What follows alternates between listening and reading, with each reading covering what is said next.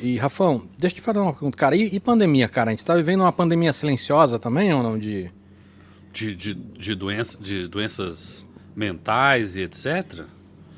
Cara, eu até queria, não sei se a gente chegou a conversar em algum momento nesses encontros de inovação que a gente participa, cara, mas assim, a pandemia foi um momento, acho que talvez de aceleração, especialmente dos executivos, para perceber que eles não dão conta e que de fato eles estão precisando de ajuda, né? A gente estava comentando um pouco disso assim nesses dias, desses eventos com executivos e tal, que é assim, a gente estava vivendo acho que meio de uma forma inicial, trabalho, né? A maneira de você ser, de você trabalhar de uma forma e de repente todo mundo foi ali alçado às suas casas e aí foi se desdobrando uma série, né, na verdade a gente tem uma série de consequências.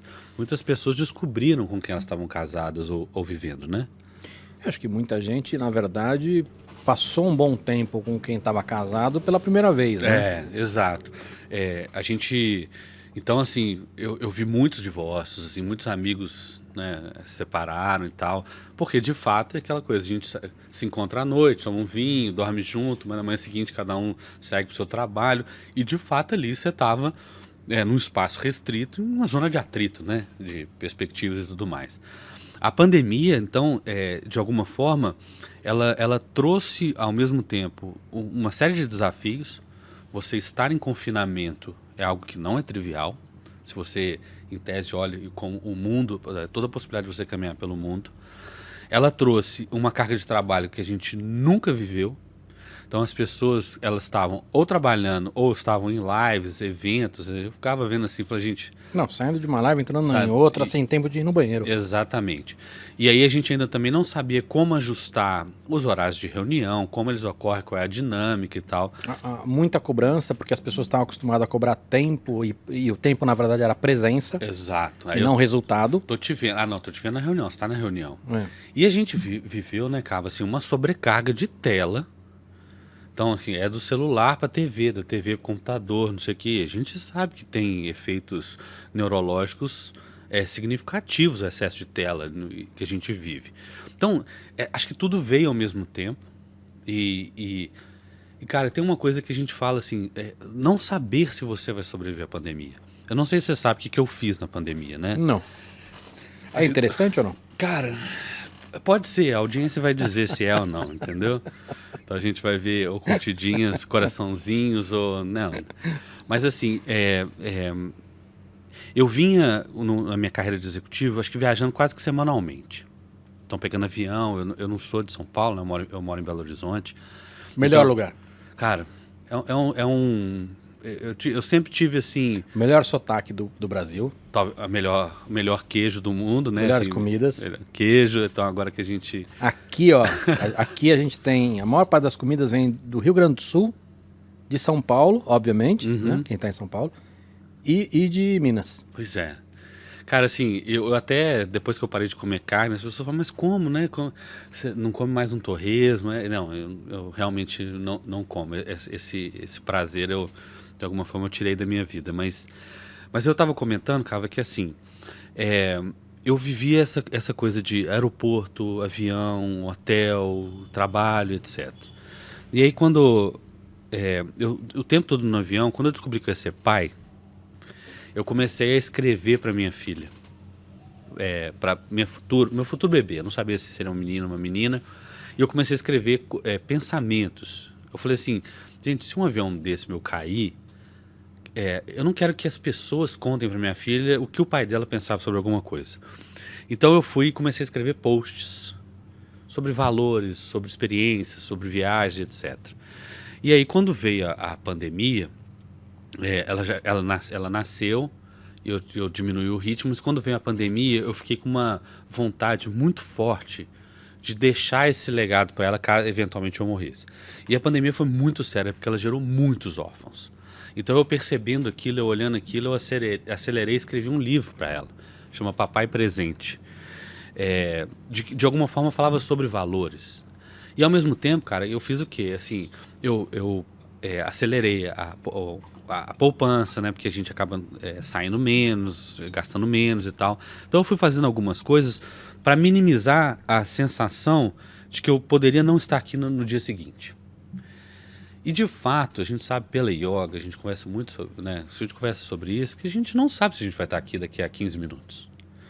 Mas a gente, de alguma forma, vive tentando cercar a gente para que a gente tenha um mínimo de ilusão de controle. E eu acho então que a pandemia, um dos aspectos mais difíceis da pandemia foi jogar na cara das pessoas que elas não têm controle sobre a vida delas. Que uma porcaria de um vírusinho começa a dizimar as pessoas e ela, de uma forma aleatória, né? Quem morreu? Qual que era o padrão? Qual que era o critério? Qualquer um podia ser pego. Então, você imagina, Cava, a gente em situações de atrito dentro de casa, excesso de trabalho, excesso de tela e sem aquela ilusão de controle. Então, eu acho que isso deu um gatilho que a gente está vendo as consequências e vai vê-la por muitos e muitos anos. Eu tenho a sensação que a gente não consegue agora nem entender o tamanho dessa porrada. Obviamente que algumas coisas a gente já sabe, né? Coisas práticas. Por exemplo, a educação no Brasil, isso foi um desastre absurdo. A gente já está vendo a índice de analfabetismo funcional dobrando. Então, algumas coisas a gente sabe, mas assim, esse lado mais psicológico, a gente não vai conseguir medir isso tão cedo, né? Não.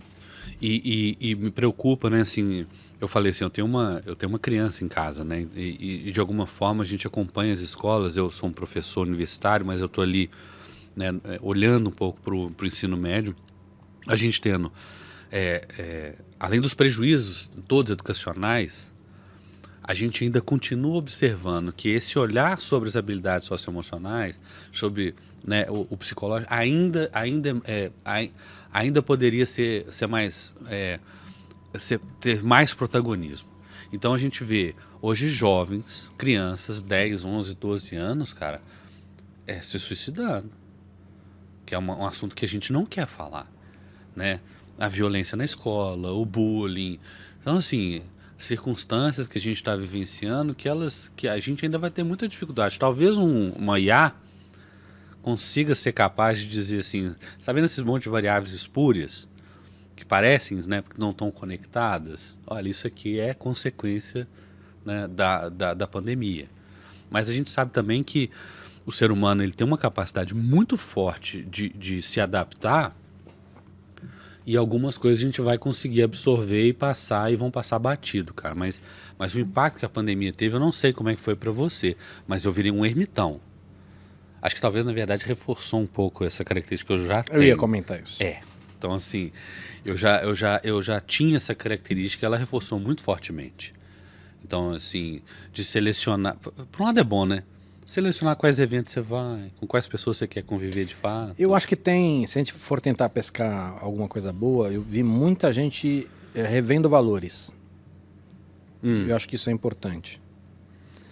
Sobre grana, né, do quanto gastava, sobre saúde, sobre alimentação. A gente está vendo esse impacto agora em empregos, né? Muita gente mudando emprego, mudando foco, porque entendeu que estava nesse ritmo que você falou, né? De ir levando as coisas, assim, eu preciso mais, e entra num caminho e não repense esse caminho dado as respostas que essa vida está te dando, né? De estresse, de família, de tudo. E eu vi muita gente revendo o valor, cara.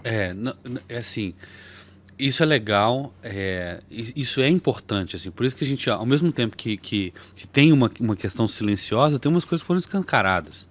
Você hoje entra nas redes sociais profissionais, né, cara, você vê um tanto de gente, eu fico brincando assim, o que o marketing foi para os anos, para a década de 90, o que a gestão do conhecimento foi para os anos 2000, a inovação para a década de 2010, a saúde mental, o que a gente chama de saúde integral, a consciência, tá para esses 2020. Então isso é muito bacana. Mas ao mesmo tempo, Cava, ainda é uma porção muito pequena, privilegiada, que pode se dar ao luxo de fazer essas revisões, né? Quando a gente olha a pirâmide social, a organização do trabalho, quem hoje está vivendo essa coisa de eu vou viver de forma mais consciente, eu vou fazer escolhas, eu vou virar um nômade, então é uma parcela muito pequena, né? O resto da população é porrada, né? Aquela coisa assim, volta para o seu trabalho, que se você não estiver aqui presencialmente, você vai ser demitido e tem uma fila enorme aqui de pessoas. Então eu acho que a gente tem que tomar muito cuidado, e eu tento ter esse cuidado do meu lugar de fala.